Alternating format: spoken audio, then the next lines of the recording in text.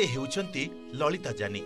घर नवरंगपुर जिला पापड़ाहांडी ब्लॉक मैदलपुर पंचायत अंतर्गत जबागुड़ा गाँव में रविवार राति रे हठात स्वास्थ्य बिगिड़ी जिबारु परिवार लोके आंबुलांस को डाकिथिले। आंबुलांस आसिला सत किंतु कादुआ पचपच और खालखमा रास्ता थिबारु 2 किलोमीटर दूर रे रहिला। परिवार लोके खटिया साहाय्य रे ललितांकु बोही अंधार किटिकिटी रास्ता रे आंबुलांस निकट रे पहुंचीथिले।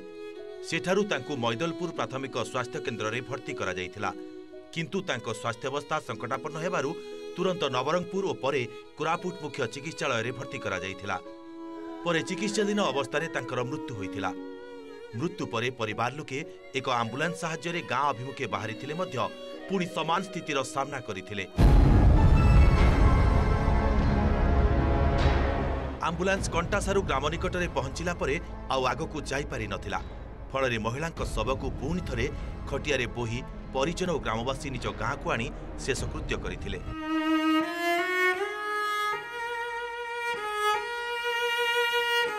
महिला जहाल आम परिवार गाँ सहित लगी संग्रह करथिला किंतु मूल्य माने किछि मूल्यवान जिनस पाई पारला नहीं।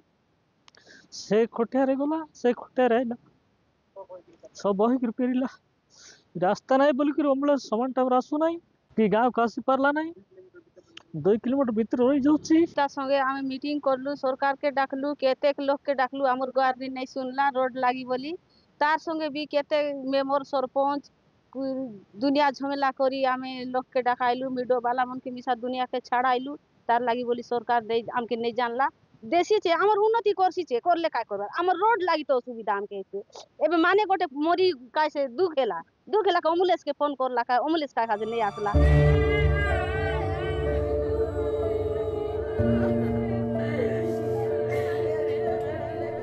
ए महिलांक पछरे रही एक बड़ कहानी। दिने गाँ को पक्का रास्ता नथिबारु लोकंक सह एकजुट होई प्रशासन नजर को आनिथिले। 2024 साधारण निर्वाचन रे पूरा गाँ भोट पर्जन करिथिले। परे प्रशासनिक अधिकारी और राजनेता आसी सकाळु अपराह्न पर्यंत लोकंकु बुझासुझा करी लिखित प्रतिश्रुति देबा परे अपराह्न 3टा परे भोट देइथिले। एथिरे प्रमुख भूमिका तुलाइथिले एही साहसी महिला ललिता। किंतु विडंबनार कथा निर्वाचन सरी 14 मास बीती जाइथिले मध्य गाँ को पक्का रास्ताटीए होई पारिला नाही। तेणु लोके नाना असुविधा भोगुथिबा देखिबाकु मिलुछि। अन्यपटे पापड़ाहांडी वीडियो घटना को दुखद कहिबा सह तुरंत ग्रामवासी समस्या को समाधान कराजिबो बोली कहिसंती। कटिया 2 किलोमीटर बही करी नैछु आउ एम्बुलेंस आसी न पारलारु ताको आमे नवरंगपुर मेडिकल नेलु। नवरंगपुर कोरापुट रे पर हला कोरापुट रे नै तांकर स्वास्थ्य व्यवस्था बिगड़ी जिबारु से राति रे डेथ ही गला।